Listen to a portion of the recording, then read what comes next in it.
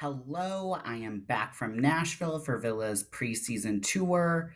Yeah, I am not wearing a Villa kit. I normally make a habit of wearing one just because, I'm talking about Villa. I want to be repping my club, but it is, first of all, too damn hot.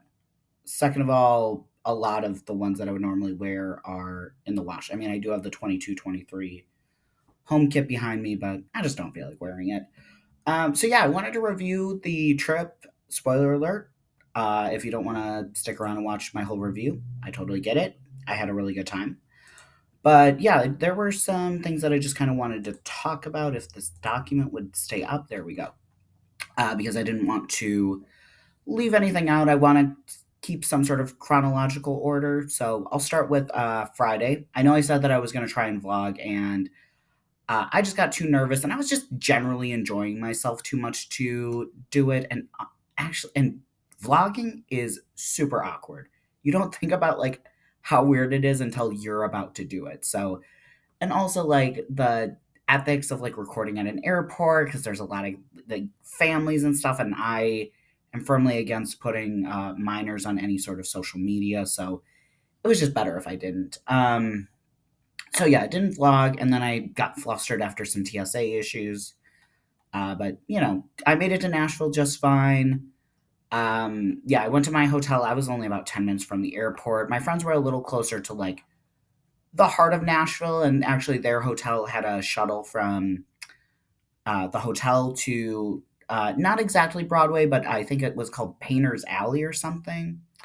But yeah, we met up at their hotel, and funnily enough, as I was like walking into their room, one of the housekeepers, we were telling her why we were there, and she was like, "Oh yeah, we've got a really good team," and she was like, "We're gonna beat you guys," and wanted to know if we wanted to put money on the game. So shout out to her, she was amazing, and it was really good to see that the city is behind the team, and that people are so passionate about it. Uh, I did look, and they were third in the East.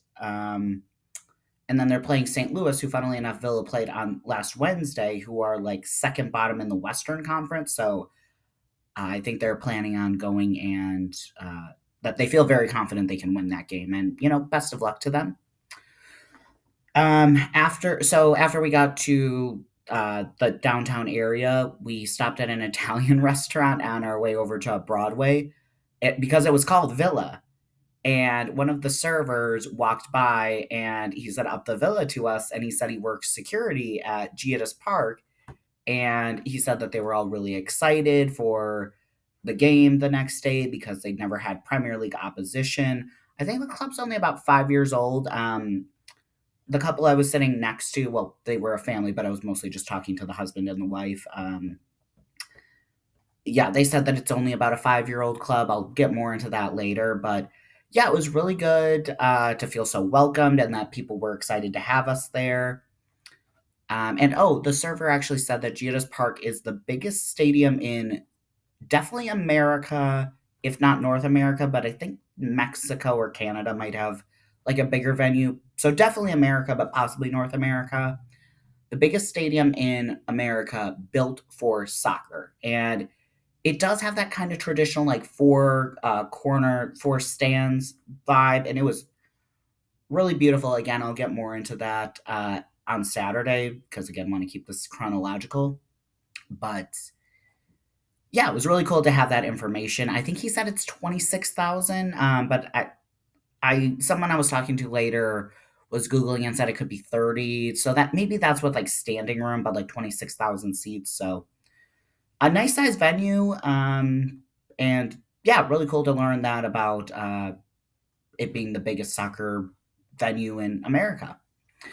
So after we went to the Italian restaurant, there was a meetup on. They rented out the rooftop of Old Red, which is a chain of bars owned by Blake Shelton, right on Broadway, and they rented out the rooftop for us. So that was really nice. There was some food.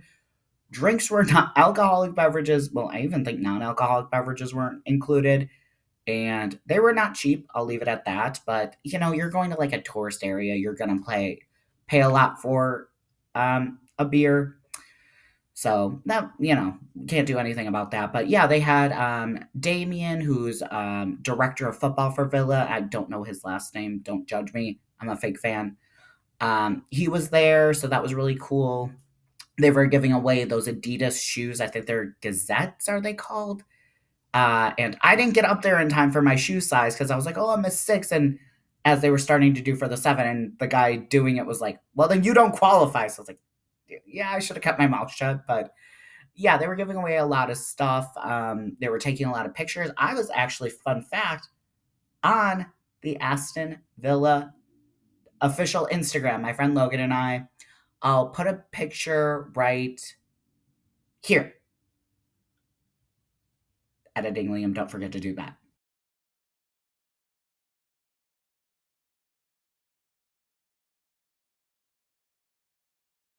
Some stickers, one with the official MKE Villains logo, which is what I just showed you. And then one of Emery sort of looking a bit determined and clapping, sort of like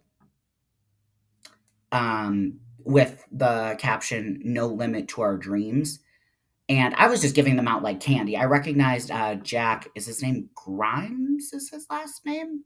He does a lot of Villa content on like TikTok mostly, and I've met him previously, and he asked for another one, and I ended up giving one to someone who works for the club, and they said that they might actually use it as a tifo before the Newcastle game, which that would be so cool. I didn't design them.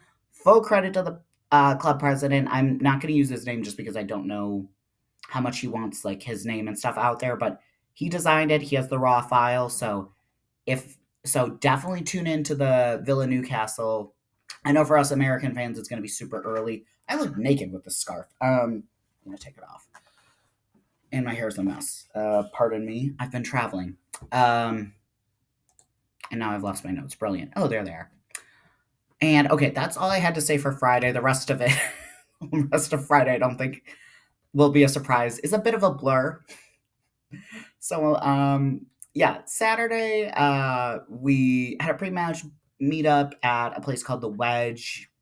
Officials from the club were at that again, taking pictures, and I think there were about 150 Villa fans there. And yeah, they had like pizza and beer and stuff. It was good vibes, and it was nice because there were places for those of us who maybe were getting a little overstimulated with the music wasn't super loud. I would actually say it was a quite um, accessible level of noise, but just at that point, my social batteries were starting to drain. So it was nice that there were areas that I could kind of go. It was quiet and I could just be by myself because if I wouldn't have been able to do that, I probably would not have made the game, honestly. Um, oh, yeah, it was less than a mile walk to the stadium, and there were flags everywhere, including our own. And it was first come, first serve for these cool little gifts. Look at this. I've already opened it, so it's not going to be like I'm all surprised or anything at what's in here. Got a nice little pin with the current badge. So that's cool. With the AV 150. And then I didn't notice this until I was just looking at it today. These are coasters, and I thought they were all the AV 150, but they're all different. Isn't that cool with the current badge? The kit that we last won the FA Cup in 1957, and of course the 82 away that we won the European Cup in. So, a nice little coasters. And come on, this really nice travel mug. So these were just first come first serve. I was there not super early. I was actually annoyed. My lift kept getting canceled. But yeah, this is a nice little travel mug and a nice little token from the club. I think that because it says on the back of this, official Aston Villa member. So I think that these were for like season ticket holders that were just kind of holdovers. But so I guess you could say sloppy seconds. But it's a free gift. It's a nice gesture from the club. I also got some pins and other my friend actually was nice enough to give me the pins from the event on Friday. Oh, and I got a keychain. So they were giving us some stuff to, some nice little tokens of appreciation for making the trip. So that was nice. And then, okay, John Townley from Clarendon Blue, he does the player ratings and he's the official correspondent. He was there and lovely to chat with. I met him in 2023 in Philly as well. He actually remembered me, which was really nice, but nice to have a catch up with him. Oh, I felt so bad because I gave out all the stickers. I fully had every intention of like, oh, you have to give John a sticker. You have to give John a sticker. But someone asked if they could have my last sticker, and I'm not going to say no, but I wanted to give him a sticker because that is something that he can fit in his baggage uh, without any trouble because it basically takes up no space. Let's see. So yeah, the walk to the stadium was less than a mile, and there was a lot of Nashville SC signs because you're basically just through walking through neighborhoods to get to the stadium, and there were a lot of Nashville SC flags and a lot of fans walking to the game. So that was really cool to see. Again, the city is clearly getting behind the team, and that's amazing. Um, my friends and I didn't get tickets in the Villa section. We booked very late. So our plan was just to kind of sneak over to the Villa section. I didn't do that just because I had every intention of, but at that point I had heard Whole Tenders in the Sky and Alay Alay Alay and John McGinn not being chanted but being sung, and it just, if I heard any of those things one more time, I'm going to hold back on the hyperbole, but I had had my limit of those songs. We'll leave it at that. So I actually stayed.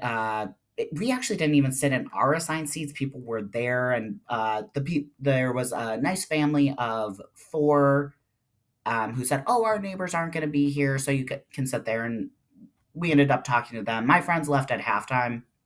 Um, I was just exhausted from Friday and then the pre-match thing on Saturday. So I just was like, "I'm here. I'm staying. I'm not moving." And so I was talking to a very nice family. We didn't exchange names at all or like do this whole like, oh, let's keep in touch, which I appreciated. Just, I enjoyed your presence for 90 minutes. I wish you nothing but the best. But that's all this was. Let's see. They were season ticket holders because they said that their kids really like it and it's an affordable thing that they can do as a family. They said that for the four of them, it's $100, so $25 each, which is an affordable thing to do on a Saturday night for a family. Um, and they also said it's usually sold out. Giannis Park is usually sold out, so that's really good to hear. And the wife of the couple, or the mother of the children, whatever you want to define her role, because I unfortunately didn't get her name, said that she thinks that season ticket holders for Nashville SC got the game for free because she was like, I didn't even have this on my calendar until the night before because she got an email. And funnily enough, after the game, I saw a comment on their post basically saying, like, oh, thanks for coming, Aston Villa. It was really great to have you. Best of luck on your upcoming season. Someone was like, they have 4.4 million followers. I hope we had a lot of people there. And I would say it was about three quarters full. Definitely a good turnout. They were very loud. They were cheering, Tennessee, Tennessee. So that was really good, and they had cannons, but it wasn't too loud. It ended up being 2-all if you didn't watch the game. They scored their goals late. We did a standard eight-ish changes at halftime. Martinez played, I think, around an hour. I think who played, like, there were some players who played like an hour, maybe Bailey, maybe Buendia. They've been getting a lot of minutes. I think more to put them in the shop shelves than, well, Buendia, because to put him kind of in the window more than anything. Although I do think he has a spot behind Morgan Rogers. Now isn't the time to be thinking about that. And Nashville didn't start their top players. Their Super Sam, who's leading the Golden Boot race in the MLS, he didn't start, but he scored a goal, which some people were like, oh, that goal shouldn't have counted. Kansa got shoved, which Kansa just stopping defending because he thinks something's a foul that isn't given and then puts the team in a bad position is a topic for another video. It's something that very much annoys me. I'll have to go back and watch the foul. I watched it live and I saw the quick replay, but there's no VAR in that game. Like, you're not getting saved by VAR. Stop it. Let's see. And then post game, McGinn signed a bunch of stuff and took a lot of photos. My friend Evan got his scarf signed. My friend Logan got a picture with McGinn. So that's really nice. And, you kind of expect it from Meatball that he's sort of a man of the people. I think he really loves playing for Aston Villa. And so he wants to take time for the American fans who, like, don't get to see the club very often, make them feel special. And it was really nice. I unfortunately didn't know that he was down there signing, and also, I was in a lot of pain. So, and I was on Saturday night. My friends were like, "Oh, text us if you want to meet up later." I was like, "No, I need to spend the rest of the night not talking to anyone." So that's my review of Nashville. Had a really good time. I would say the whole experience was like an 8.5 out of 10. Really great. Really looking forward to seeing if that design is used as a tifo. And yeah, just can't wait for the season to get started. I'll be back with more content and